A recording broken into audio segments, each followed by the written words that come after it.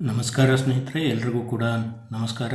ಇವತ್ತು Karnataka SIR 2026ರ voter ಲಿಸ್ಟಲ್ಲಿ ನಿಮ್ಮ ಹೆಸರು ಸೇರ್ಪಡೆ ಆಗಿದೆಯಾ ಅಥವಾ ಇಲ್ಲವಾ ಎಂಬಂತಹ ಮಾಹಿತಿಯನ್ನು ನಿಮ್ಮ ಜೊತೆಗೆ ಹಂಚ್ಕೊಳ್ತಾ ಇದ್ದೀನಿ.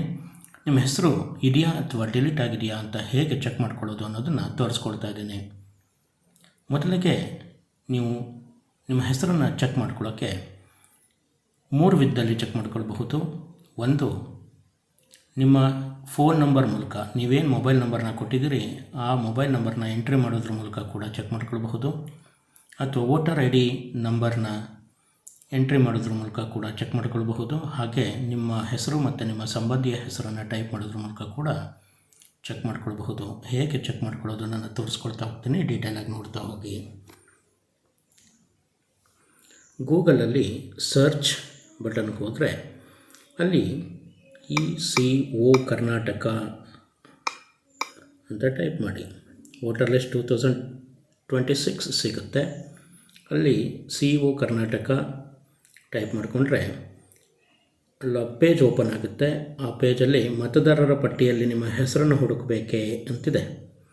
ಅಲ್ಲಿ ಕ್ಲಿಕ್ ಮಾಡಿ.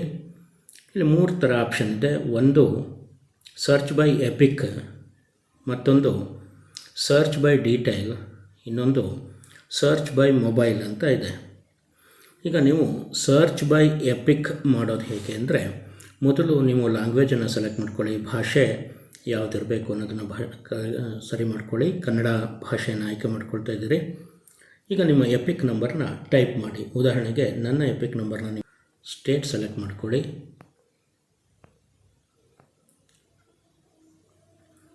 ಹಾಗೆ ಕ್ಯಾಪ್ಚಾ ಎಂಟ್ರಿ ಮಾಡಿ.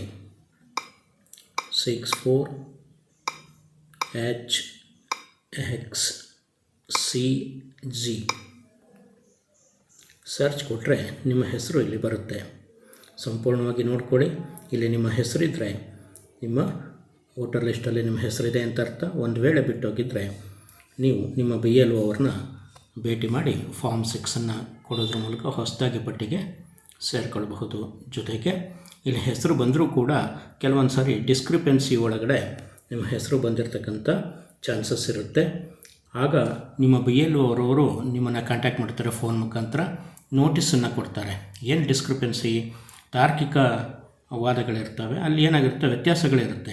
ನಿಮ್ಮ ತಂದೆ ಹೆಸರು ಅಥವಾ ನಿಮ್ಮ ಹೆಸರು ಮ್ಯಾಪ್ ಆಗಿರಲ್ಲ ಅಥವಾ ಮ್ಯಾಚ್ ಆಗ್ತಿರಲ್ಲ. ನಿಮ್ಮ ಹೆಸರು ಕೂಡ 2002ರಲ್ಲಿ ಮ್ಯಾಚ್ ಆಗ್ತಿರಲ್ಲ. ಹಾಗೆ ವಯಸ್ಸಿನ ವ್ಯತ್ಯಾಸಗಳು ಕೂಡ ಇರುತ್ತೆ. ಈ ಥರ ಏನಾದರೂ ವ್ಯತ್ಯಾಸಗಳಿದ್ದರೆ ನಿಮ್ಮ BLO ಅವರು ನಿಮ್ಮನ್ನು ಕಾಂಟ್ಯಾಕ್ಟ್ ಮಾಡಿ ನೋಟಿಸನ್ನು ಕೊಡ್ತಾರೆ. ಆ ನೋಟಿಸನ್ನು ರಿಸೀವ್ ಮಾಡ್ಕೊಳ್ಳಿ. ಕೊಟ್ಟು ಪುನಃ ಅದಕ್ಕೆ ಸಪೋರ್ಟಿವ್ ಡಾಕ್ಯುಮೆಂಟ್ ಏನಿದೆ, ಅದಕ್ಕೆ ಸಂಬಂಧಪಟ್ಟಂಥ ಏನು ಡಾಕ್ಯುಮೆಂಟನ್ನು ಕೇಳ್ತಾರೆ ಆ ದಾಖಲೆಗಳನ್ನು BLO ಅವರವರಿಗೆ ಕೊಟ್ಟು ಅಪ್ಲೋಡ್ ಮಾಡೋದ್ರ ಮೂಲಕ ನೀವು ಡಿಸ್ಕ್ರಿಪೆನ್ಸಿನ ತಗೊಳ್ಬಹುದು. ಇನ್ನೊಂದು, ನಿಮಗೆ ನೋ ಮ್ಯಾಪಿಂಗ್ ಆಗಿರುತ್ತೆ. 2002ರಲ್ಲಿ ನಿಮ್ಮ ಹೆಸರಾಗಲಿ ಅಥವಾ ನಿಮ್ಮ ಕುಟುಂಬದವರ ಹೆಸರಾಗಲಿ, ನಿಮ್ಮ ಪೋಷಕರ ಹೆಸರಾಗಲಿ ಸಿಕ್ಕಿರಲ್ಲ.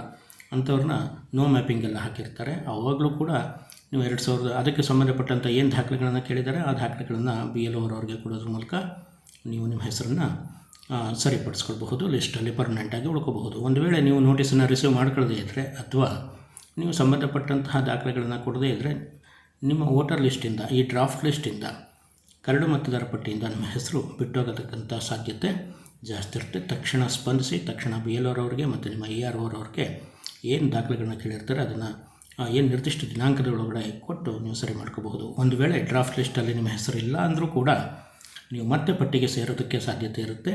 ಆಗ ನೀವು ಫಾರ್ಮ್ 6 ನಿಮ್ಮ BLO ಅವ್ರ ಮೂಲಕನಾಗಲಿ ಅಥವಾ ಆನ್ಲೈನಲ್ಲಾಗಲಿ ನೀವು ಮೊಬೈಲ್ನಲ್ಲೂ ಕೂಡ ಈಸಿಯಾಗಿ ಮಾಡ್ಕೊಳ್ಬಹುದು. Thank you. ನಿಮ್ಮ ಹೆಸರಿದೆಯಾ ಚೆಕ್ ಮಾಡ್ಕೊಳ್ಳಿ. ಚೆಕ್ ಮಾಡಿಕೊಂಡು ಕಾಮೆಂಟಲ್ಲಿ ಹಾಕಿ. Thank you.